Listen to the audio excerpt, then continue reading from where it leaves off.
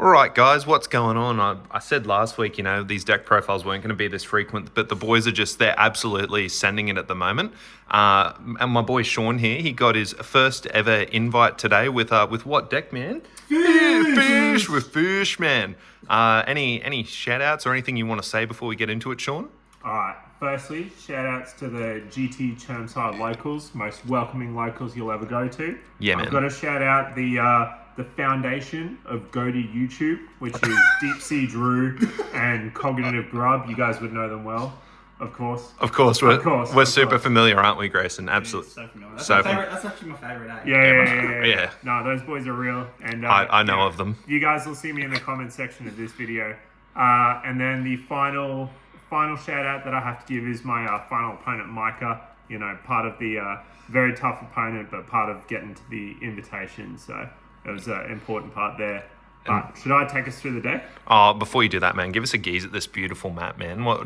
This was a mighty gift by one of the boys at the locals. Shout out Lachlan Little, the Fire King. Shout out Lachlan Little. They know I've been on Ghoti for probably 18 months at this point, not playing any other deck.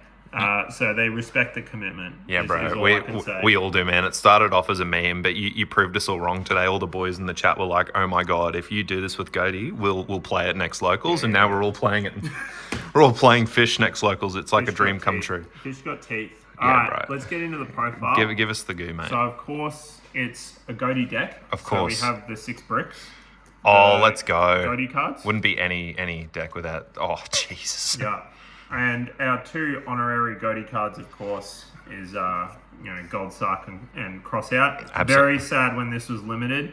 This is engine for us. This can banish any one of these 3 to come back in the standby phase. Crazy, mate. This one here is basically an extra copy of Moonlight. Nah, understandable. Banish that one from the deck and start our plays going. Now, pure Ghoti, I have played it a lot, but I'm switching to a white aura build of the deck. So I'll pop these over here. We've been playing white aura for a while. All right, mate. Show us the next engine. Our white engine. We've got white sardine. Mate, what does this do? Run me through it. I'll show you. Oh, okay. I'm sorry. We've got all right. white sardine. All right on. White reincarnation. Yep. And white sunfish. God, that's a guy. That's a head, mate. Yep. We need a sardine and a sunfish in hand to do the full combo. Of course. The combo getting our full end board. I'll take you through it later. The end board, that is. Yes. In order for this to work, we need a little bit more consistency because it is a 2-card combo deck. So extra copies of White Sunfish are Mermaid Shark. Yes. Which searches any level 3, 4, or 5. Bro, what is this card? It searches Abyss it? Shark. No. And Surfacing Big Jaws. All right? I have so many questions. All right. So this guy, he searches a fish shark, aka this man. Bring him a bit closer to the camera, man. Show us the... Bring the camera over. Oh, I'm sorry, bro. Show me the goo. All right, we got Surfacing Big Jaws. Right on, okay. We have Abyss Shark. Right on, okay.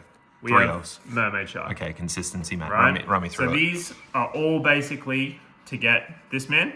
Okay. If I've already got him, then they can push us into shark combos and basically just put a Kraken on the end board. That's the point of these cards. And right? weirdly enough, waterlock your opponent. Like, they can't do any funny things with attributes as well. If one of our side cards is goes in match, so if we do get a Kraken and it goes in match, it goes hard. I'll be honest, in playing this deck, I have only done that twice. Okay, right on. Let's go. Okay. It is a Hail Mary. And yet you send it home today, man. That's right. Yes. That's right. So these are all our extra copies of Sunfish. This searches Sunfish as well. And you might looking over here, the other half of our combo, we've only got 1, 2, 3, 4, 5, 6 copies of that. The other ways to get it are to bring Moonlight out. He can search it, and Moonlight can come out with Gold Sark. So that's, 8 rough copies of this guy, basically. We're both laughing, bro, but he cooked us both with it this evening. Like the friendlies did go in my favor. Now, I said that these cards here, they're for the Sunfish half of the combo. If not, they can get us our level 4 fish of the deck. So Drake Shark, he's our basically free Kraken. He's a fish poplar, mate. He's a fish poplar, which is unfortunately the worst brick in the deck. You hate to see him. Yo. You literally hate to see him. Yeah, man. But if he's in the deck, you search to make a Poplar. Yeah, bro. To make a Kragan. Yeah. We've got Fishbowl Harpooner. Okay. This is the #1 board breaking card of the deck. This is a custom card. This card's actually funny. You all of this stuff is for the combo. I might as well say for the combo. Lifelessly Fish. Of course. Core combo piece. Honorary Ghoti card. Sends Shift to the graveyard in order to allow you to do Ghoti stuff. Yeah, bro. But our boy Fishbowl Harpooner, when going second, this guy, you use him as synchro material to get a negate of a monster on the field. Is a surprisingly useful thing. Bro, chain blocking is awesome. It's a tale as old as time. Oh, chain blocking's with my box fish here. Okay. You'll remember that one. We saw that. Yeah. We've got, this one's just a monster negate. Yes, of course. Plus, it's good extension if you see it in the hand. Of course. All right, next in the deck, we've got our, what I'll call our consistency cards. The one of Pros, the one of Talents, and the Called By. The God cards, mate. The God cards. They're all at 1 for good reason. Yeah, of course. But we're playing them for our consistency because, again, 2-card combo deck, it is what it is. No, I understand. And I'll take us through our non-engine. Let's make some space. Our non-engine. Yeah, what's the deck count at the moment? How much non-engine? So the are you total playing? deck is 42 cards. Okay, fair. The reason for that is we're playing Ghoti, so we have the Ghoti cards as we don't really want to see them. Yeah, you got a few bricks in there. We also have Drake Shark as our secondary brick. So we wanna space it out just a little bit. The math works a bit better at 42. Yeah. Our non-engine, we are playing, let's see. 42 is actually quite a nice number. We're playing 12. 42 feels good with this many bricks. Not to hop on that, like it's just a weirdly good kind of number. Like it sort of saturates your deck a tiny bit, but just like not too much. It's actually quite a good kind of sufficient I'd love number. to go 40 if it was more of a classic 1-card combo deck, like a lot of what I'm versing, but I think we need to push it up a bit. Yeah, of course. I've got for my non-engine the 3/4. Yeah, I had understandable. that in the side, but I talked with Judge here. He's a good duelist, so he gives me good advice. Shout out. Maining it actually saved my bacon. I had a really good time. Maining it saved your bacon. It's not that bad to see in your hand. To be honest, I'm a little poor duelist. I would play the water one instead of this in the main, because then I can still combo off with this shark. Ah, Jesus. But right now, we're playing 4. It is what it is. 3 droll. You have to play it at the moment. It's the format. It is. Everyone's drolling me. I'm drolling everyone, and it is winning games. Absolutely. So you need to play droll. Yeah. I play 3 Ash. I really like Ash. Yeah. To be honest, my locals has a lot of blue eyes, so I like seeing the Ash against the blue eyes players. Against Oceanics, Ash is in general a safe pick. I didn't have a good reason to not play it. I play 1 nib. To be honest, this was really good every single time I saw it. Okay. I'm not the kind of duelist who can tell you what the best non-engine to play is. I really enjoyed seeing nib. That's fair. Testament to that, I played 2 Ghost Ogre because it's my favorite hand trap. Okay, so moving forward, just with that, would you consider bumping the nib up a little bit more in future? If I was to change this deck, I would swap 2 Ghost Ogres for more nibs. For more nibs, and okay, I played fair. the 3-3-3-3. Yeah. I might consider the 2-2-2. Okay. Ash, nib, and Ghost Ogre. Yeah. I dislike drawing 2 once per turn hand traps. No, I get that as well, yeah. And I find it feels much better if I'm 2-2-2 sometimes. No, okay, fair enough. No, I completely understand that, man. I think there was even some similar logic in like one of Pack's builds ages ago for a completely different deck with Centurion. Yeah, 100%. So, no, it's one of those things, and you obviously always want to see the fool and the 3 droll. Yeah, 100%. All right, so I'll clean up our main deck now. you bit of chaff, mate. That's right. I like it when the deck profiles you get to see the entire deck together. Yeah, bro, I understand. It's your deck. Hopefully all the Ghoti duelists out there picked up from that. Boy, do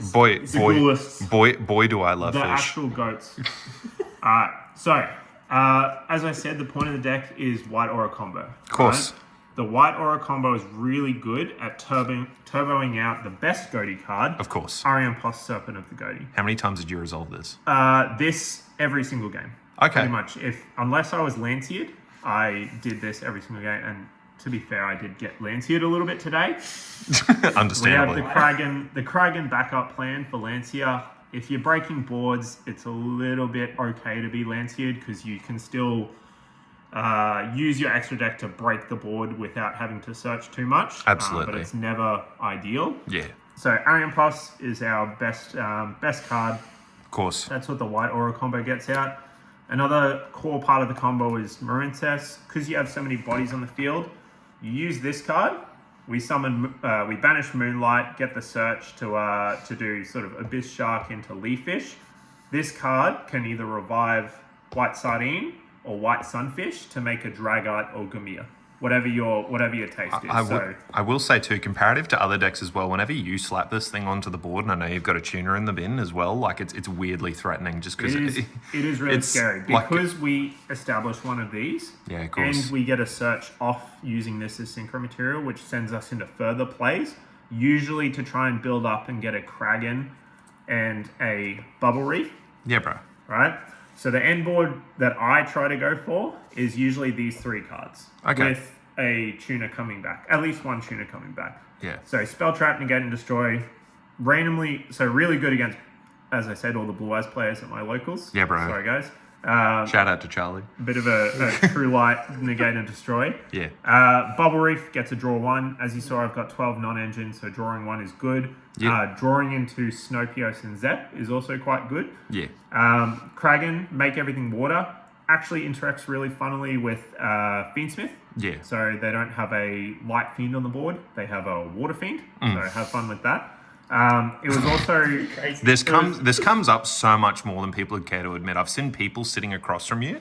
They will go into their Fiendsmith stuff, not realizing that there's a dead end. Activate track. They go to like make their Requiem, and you're just like, yeah. Even your hand signals, you're just like, no, bro. You're like, nah. I'm gonna stop you right there. It's a water, mate. It is what it is. It's not actually a Light Fiend anymore. That's my M board. Yeah. If I know that I'm going against something that isn't good on, let's say it's game 3, and I know I'm going against something that isn't particularly spell trap heavy, I'll do Gamir instead. An example would be games I've had against Dragon Rulers. Haven't gone so well, but I'm not going to choose this against a Dragon Ruler opponent. I'm going to choose a Gamia to try and get some of the banishing of their names. Not necessarily the Dragon Rulers themselves, but some of the pieces, and then also getting that protection for my field. Just stopping them from getting 7s on the board. Pretty much. Yeah. As I said, we are playing a Ghoti deck, so the usual Ghoti plays are still here. So White Aura Whale, Azcan, and Deep Beyond. You'll notice that my end board is these plus a tuner. So that's a level 8 plus a level 2. Yeah. It's usually do this stuff, go into Deep Beyond. Yeah, it's always your last action. That's right. Just to try and, I will say that if you get the combo off fully, you have these and the tuner, and you have Snopios and Zep in hand. Okay. Yeah, So you can get the Deep Beyond, and then you can still do a level 8 play after that. Okay. Is the idea. Of course, we've got Cheng Ying for the clapback. Yeah, understandable. He's a water as well. He is a water. So we water lock ourselves a lot in this deck. Yeah, understandable. Coral water locks us. The White Aura package, the White Sardine water locks us. Of course. Abyss Shark water locks us. So we try not to play anything that isn't water. There are Ghoti builds that do cut out the water locks, and maybe we'll talk about that another time if I do well with one of them. Yeah. Hasn't happened yet, sorry. It's all the water. Those Ghoti players. Water gaming.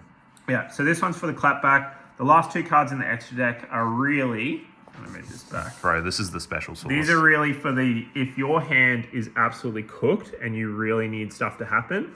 Abyss Keeper summons a fish from hand. So let's say I've gotten 2 bodies onto the field. They've both got an impermed or something. We bring this man out. He brings another fish from hand. Maybe it's a leaf fish. Maybe it's a surfacing big jaws for an Abyss Shark. Whatever it is. This is how to uncook your hand. If you see something like Sardine plus a tuna or Keef plus a tuna, we can make Toxic Boxfish.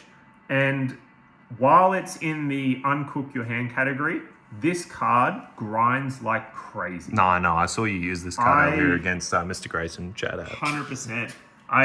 You guys would have seen on the feature match. You might have seen on the feature match when I went against Mitsurugi Raziel.